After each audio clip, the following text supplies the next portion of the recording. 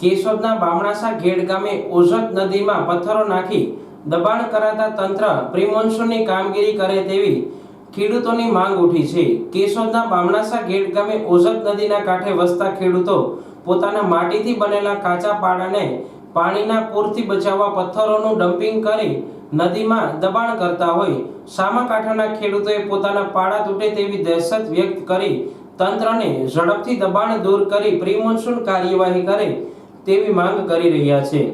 મારું નામ મહેશભાઈ ભીમસિંહભાઈ માડમ, ગામ બામણાસા ઘેડ। અમારા ગામમાં ઓઝત નદી આવેલી છે। અમુક ખેડૂતો દ્વારા બિનકાયદેસર રીતે ઓઝત નદીમાં પથ્થરો નાખી એનાથી અવરોધ ઊભો થાય, દર વર્ષે વધારેમાં વધારે પારા તૂટે અને આ વિસ્તારના ખેડૂતોને મોટે પાયે નુકસાન થાય। એટલે આમાં તંત્ર, તમારા માધ્યમથી અમારા તંત્રને કહેવાનું છે કે અવરોધ છે તાત્કાલિક દૂર કરે, કાયદેસરની કાર્યવાહી કરે અને નદી ઊંડી પૂરી કરે। જો તેમ કરવામાં નહીં આવે તો પાણીનું દબાણ વધતા દબાણ કરાયેલી જગ્યાની સામેના કાંઠાના પાડાનું ધોવાણ થતા ખેડૂતોએ પોતાની મિલકત ગુમાવવાનો વારો આવશે।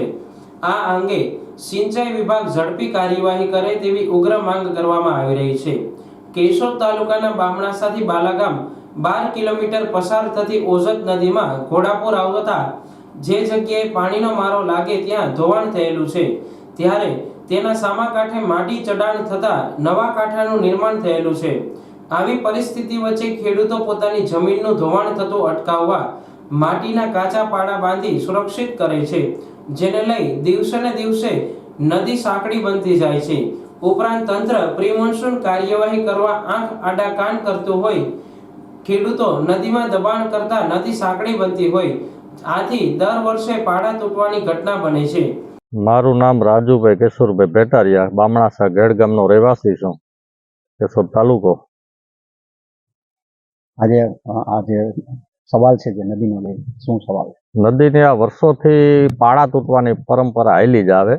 સરકાર આ ખાડા કાન કરી અને કોઈ પણ જાતનું અહીંયા અધિકારીઓ કે કોઈ જવાબ આપતું નથી। બે ત્રણ વર્ષ તૂટેલા પારા પડ્યા રહે, પાડો માટીનો બાંધે તો એ તૂટી જાય, બરોબર। પછી આગળ જે કાંઈ તંત્ર છે એ ધીમી ગતિએ કાર્યવાહી કરે, પાડો મંજૂર થાય તો 2-3 વર્ષ એમાંથી નીકળી જાય। પછી મનસુખભાઈ માંડવિયા એવા હતા, અમારી શ્રીમદ ભાગવત સપ્તાહ હતી ભીડભંજન મહાદેવની જગ્યામાં, ત્યાં પણ એને જાહેરાત કરીને ગયા છે। હવે તો એક કેબિનેટ મિનિસ્ટર બન્યા કેન્દ્ર સરકારમાં, એટલે કેવું ધ્યાન દે એ જોઈએ આપણે, બરોબર। પછી તંત્રના અધિકારીઓને પણ વારંવાર રજૂઆત કરેલી છે। નદીના જે કાંઈ મૂળ સ્થાને લઈ જવાની પ્રોસેસ કરવાની છે એ પ્રોસેસ તાત્કાલિક કરે, બરોબર। જ્યાં જમીન અમુક જગ્યાએ આમાં ખેડૂતની છે એ ધોવાયેલી છે, અમુક જગ્યાએ સડા ભાગ આવેલો છે, એનો તાત્કાલિક નિકાલ થાય તો જ આ નદીનું કંઈક સોલ્યુશન થાય। લાંબા સમયથી આ માંગ છે, ત્યારે નદી સાંકડી છે, ઊંડી છે, આવા સવાલો કરવામાં આવ્યા। ઊંડી પોડીની રજૂઆત તો આપણા પૂર્વ સંસદ સભ્ય શ્રી રમેશભાઈ ધડુક અહીંયા આવી ગયા 2-3 વખત, એને પણ રજૂઆત કરેલી। એ લોકોએ કેન્દ્રમાં ચર્ચાએ કરેલી છે એની સંસદમાં, પણ હજી એની કોઈ કાર્યવાહી થયેલ નથી। 3 વર્ષ પહેલા 80 મીટર લંબાઈ ધરાવતો પાડો તૂટતા આસપાસના 5 ગામડાઓ પૂરથી પ્રભાવિત થયા હતા અને હજારો વીઘામાં પાણી ફરી વળતા ખેડૂતોની મિલકતનું ધોવાણ થયું હતું અને પાક નિષ્ફળ ગયો હતો। આ અંગે જે સમયના સાંસદ રમેશ ધડુકને ફરિયાદ કરતા આ મુદ્દાને સાંસદમાં રજૂ કર્યો હતો, જેને લઈ સિંચાઈ વિભાગ અને રેવન્યુ વિભાગના DLR દ્વારા નદીના હદ નિશાન નક્કી કરી દેવામાં આવ્યા હતા। વત્સીભાઈ કરશનભાઈ કરિંગિયા, બામણાસા ઘેડ, નદી કાંઠે રહેવાસી છું હું, અને વર્ષોથી આ પરિસ્થિતિ અહીંથી બાલાગામ બામણાસાથી 12 કિલોમીટરમાં પરિસ્થિતિ કાયમી છે। વર્ષોથી અમે રજૂઆત કરતા આવી, ધારાસભ્યો, સંસદ સભ્યો, અધિકારીઓને, હજી સુધી કોઈ આનું નિરાકરણ કર્યું નથી। હમણાં પણ તાજા ચૂંટાયેલ સંસદ સભ્યોને પણ રજૂઆત કરી, એની બાંયધરી આપી, પણ નદીમાં ઓછામાં ઓછા 2 થી 3 કરોડ રૂપિયાના ટોળા નાખ્યા 10 કિલોમીટરમાં। એ વેણ તો એનું મકાન આ તે વાવ્યું ને તો બધું જો કે નદીના વેણમાં છે, પ્લસ ઉપરાંત નદીનું વેણ હજી પણ એની 15 મીટર દબાવ્યું, તો આની કોઈ નિરાકરણ નથી આવતું, તો સામેના પારા કોઈ હિસાબે રહે એમ નથી। સરકાર દિવાલ બાંધે તો એનો કોઈ મતલબ નથી, એ દિવાલ રહેવાની નથી, દિવાલને નદીમાં પાડી નાખે, તો સરકારના પર રૂપિયા જાય। સરકારને પણ વિનંતી કરીએ, અધિકારીઓને વિનંતી કરીએ કે આનું તાત્કાલિક નક્કી કરો, આ પથ્થર ઉપડાવો, કંઈ ન કરો તો કમસે કમ પથ્થર તો ખાલી કરો। નદીનું વેણ છે એ ગુનો બને, નદીનું વેણ કોઈ બંધ ન કરી શકે તો એને ખુલાવવું જોઈએ ને આપણે, એનો કોઈ જવાબ નથી દેતું। પછી પટેલ, આપણે જે નદી છે ઓઝત, ક્યાં કેટલી દૂરથી પાણી આવે છે? આનું મથાળ તો એમ માનો ને કે ઓછામાં ઓછું નહીં, હા 100-150 કિલોમીટરનું મથાળ છે. અને પ્લસ આના જે જૂના કાર્ડ હતા ને, જે સરકારી કાર્ડ, એ બંધ કરી દીધા આરસીસી દિવાલોથી. એટલે નદીની જે ક્ષમતા છે એ પૂરી થઈ ગઈ. એ પાણી બધું આમાં નાખ્યું. હવે એક ધોરિયામાં 2 થી મોટરું ચાલુ કરે તો કોઈ દી રેવાનો નથી, ચલી જવાનો છે. એ વેન અટાણે આરસીસી થી બંધ કરી દીધા લાગ વખતથી જે કંઈ કર્યું હોય એની. પણ આનું કંઈક નિરાકરણ કરો એવી અમારી તો વિનંતી છે. બાકી તો ખેડૂતો શું કરવાના છે, કંઈ નહીં કરી શકે. ચોમાસામાં વધુ પાણી આવે છે તો કેવડી મુશ્કેલી પડે છે. ચોમાસામાં આ પારો ટોટલ જે નાઇટભાઈ કરિંગાનો પારો તૂટ્યો ને, તો 3 ગામ ઘરમાં બેઠા 11 દી સુધી. ઢોરનો નીણ નાખવી તો 24 કલાક પાણી ઉતરે પછી ઢોર નીણ ખાધેલ છે. નથી ગામમાં જવાતું, નથી ક્યાંય બીજે જવાતું. ઘરમાં ને ઘરમાં અમારે બેહવાની. ઘણી વખત ચોમાસું ન હોય તો પણ પાણી ઉપરથી આવે છે. એ તો આવે, હા, જ્યાં ઉપરવાર બે થાય અમારે એમ વરસાદ ન હોય ત્યાં પડી જાય 5 થી 7 કે 10 ઇંચ, એટલે સીધો રાતે પાણી આવ્યું. તો અમારી ઘર વખડીએ હોઈ ગયેલ છે 8-10 વર્ષ સુધી. તો પરંતુ આવા દબાણ હટાવવા કાર્યવાહી કરવામાં આવી નથી. તેવા સંજોગો વચ્ચે લોકસભા ચૂંટણી યોજાતા તેના પ્રચારમાં આવેલ કેન્દ્રીય મંત્રી મનસુખભાઈ માંડવિયાને ખેડૂતોએ રજૂઆત કરાતા તેમણે નદી ઊંડી પહોળી કરવા બાહેંધરી આપી હતી. હવે તેઓ કેબિનેટ મંત્રી બન્યા છે, ત્યારે ખેડૂતો નદી ઊંડી અને પહોળી કરાય તેવી અપેક્ષા સંતોષવામાં આવે તેવી માંગ કરી રહ્યા છે. કેશોદના બામણાસા ઘેડ ઓજત નદીમાં આપણે ઉપસ્થિત છીએ. ત્યારે પેલી કહેવત છે કે એક સાંધે અને તેર તૂટે. ખેડૂતોની ચોમાસાની અંદર વિકટ પરિસ્થિતિ હોય છે. નદીના પાળા તૂટે, હજારો વીઘામાં પાણી છે ગરકાવ થઈ જાય ખેતરો, અને પાક સાથે લોકોની મિલકતને નુકસાન થાય. ત્યારે ખેડૂતો દ્વારા વારંવાર રજૂઆત કરવામાં આવે છે.